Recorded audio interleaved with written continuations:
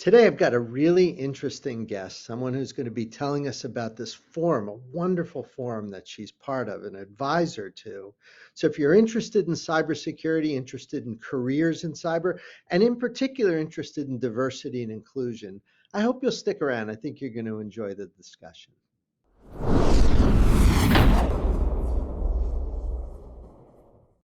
Hi, I'm Ed Amoroso from Tag Cyber. I want to welcome you to our discussion today. I have my friend Patricia Titus, who is an advisor to the Executive Women's Forum and also a very experienced executive in our industry in cyber. She's been around and she's now giving back and she's sharing her expertise with this wonderful forum. I asked her if she'd come on today and just give us an update on some of the things going on over there and helping you understand, if you're interested in getting involved, how you do so. So again, I'm here with Patricia Titus.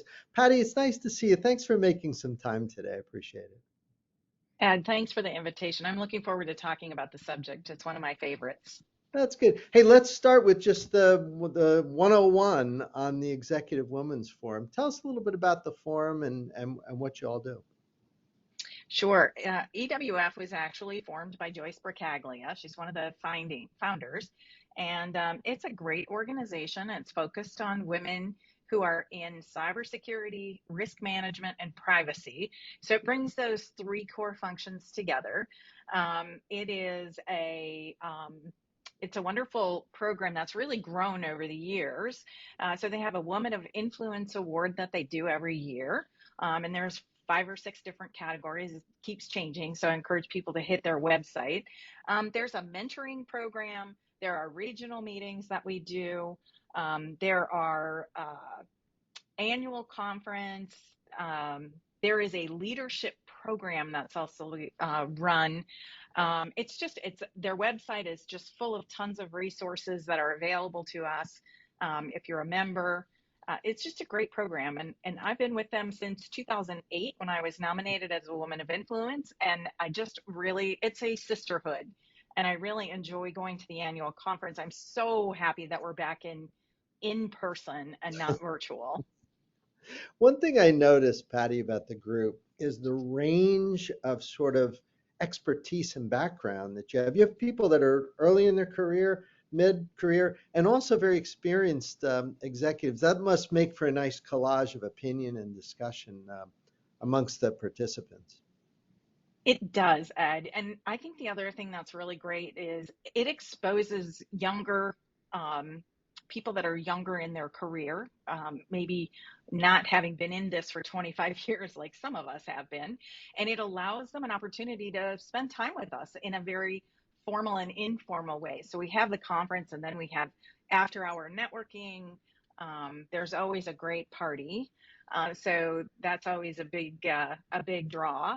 And it really gives everybody that chance to share information at all levels and helping our newer folks in the organization to really have exposure to the executive women that have been doing this for a while.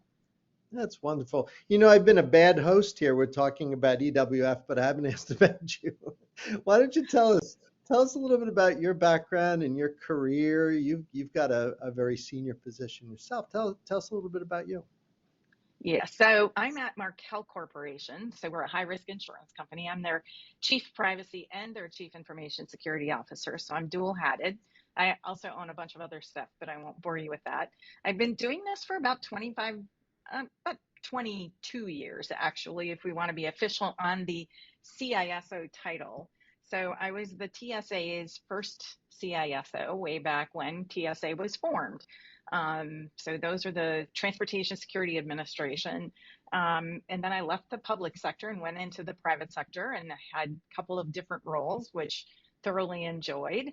And so I've been doing this for a while, and I have benefited from mentors, people that don't like me to say their names, but I'll say it anyway. So my former CIO, Pat Chambach, he was a big proponent when I was at TSA. He gave me my big break.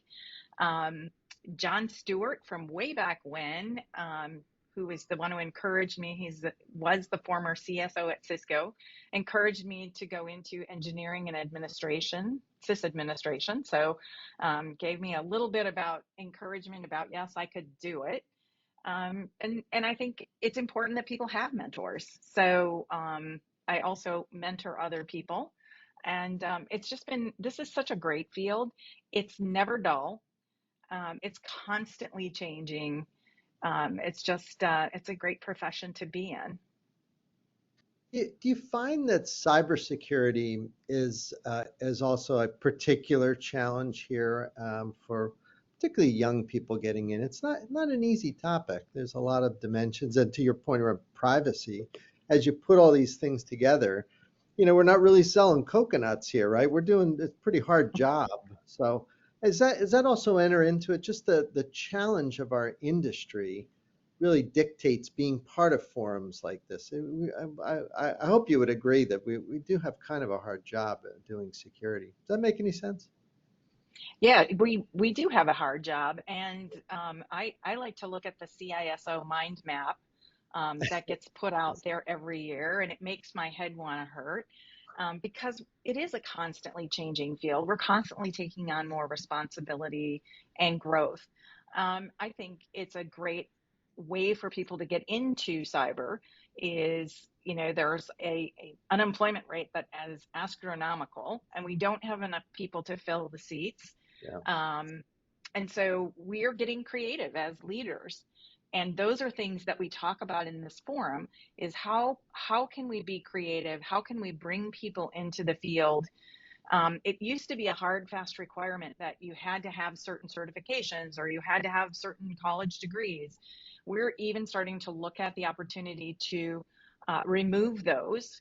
We feel that they're biased language. And if people have experience or want to come in at a junior level position, we can teach people how to be cybersecurity people. Mhm. But it's figuring out, where do you want to be? Do you want to be on the GRC side, the governance, risk, and compliance? Do you want to be on the operational side? Everybody seems to want to come in and be the ethical hacker. Well, there's a whole bigger dimension to it than just being the ethical hacker. So encourage people to really look at the diversity that there is in this profession. It's huge. And it affords a lot of opportunities where you don't necessarily have to have a technical background. So really would encourage people. This conference is a great way to get exposed to what is this all about and how do I really get started? You mentioned diversity. And being honest, I've been at this for 30, 40 years now. That diversity and inclusion have not been the best thing we've done in that scientific, technical area. I mean, I'm a college professor too.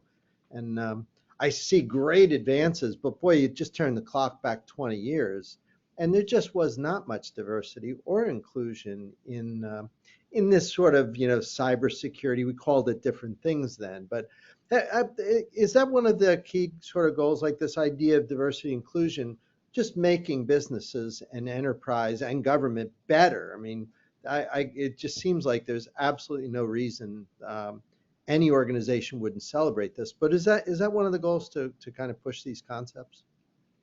It is.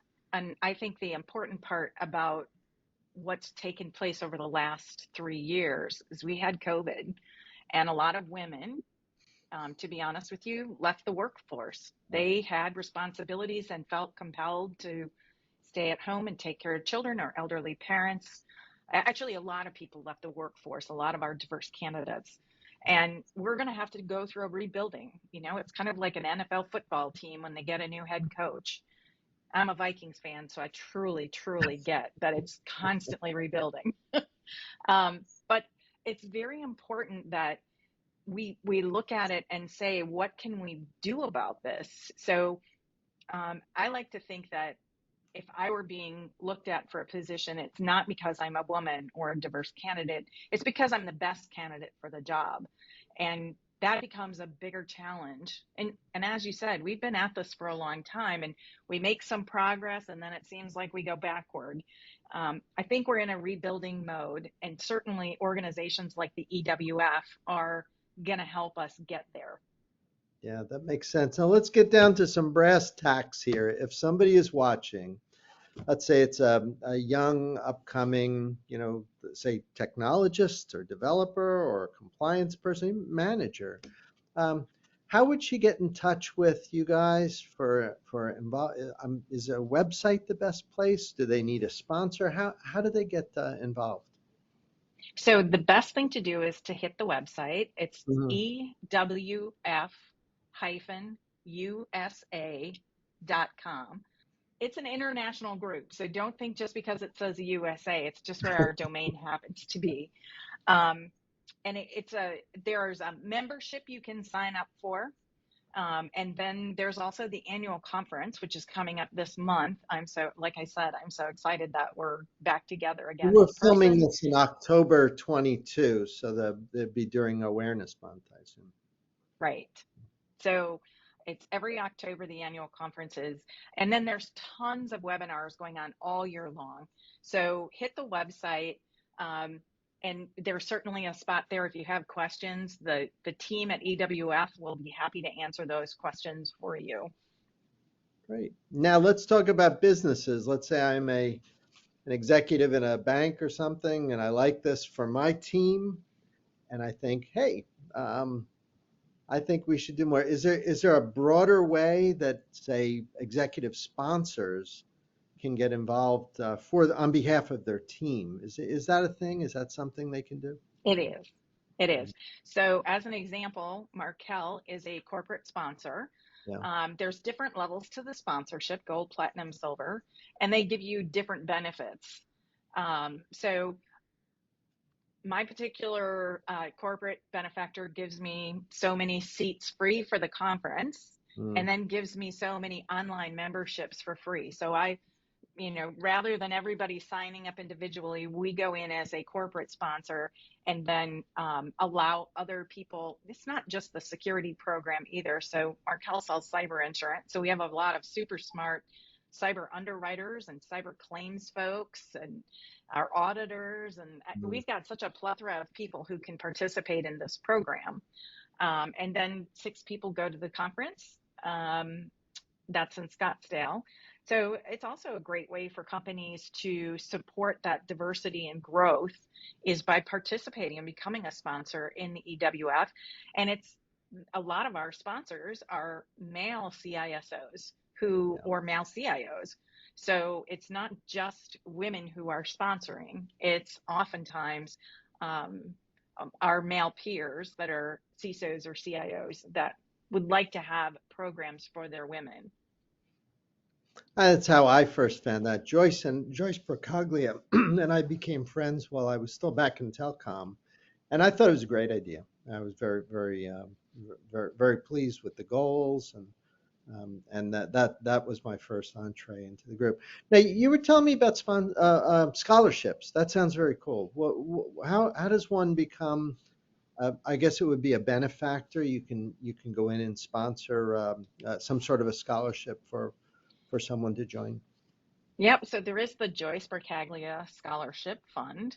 That scholarship fund started out, it was a little bit different and it switched over a few years ago. But this scholarship has given some young women, um, and one woman just sticks out, and that's Tylisa.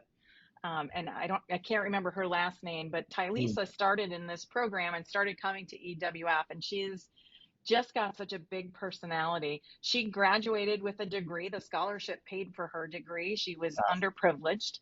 And I think she was at Google and then she went to HP, but she has just been fantastic. And it's a great vision to take underserved women and give them an opportunity to come into our field and get the holy grail or the college degree that gives them so many opportunities.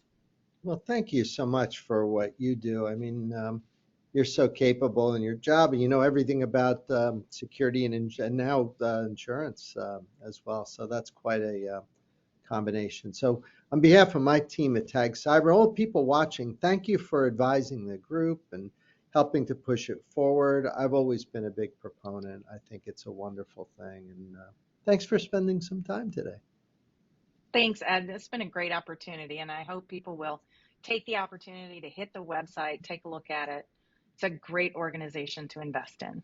And drop down in the comments here in the YouTube video. Make sure you tell us a little bit about your own experience with the group. So thanks again, Patty. And for everyone else watching, we'll see y'all next time.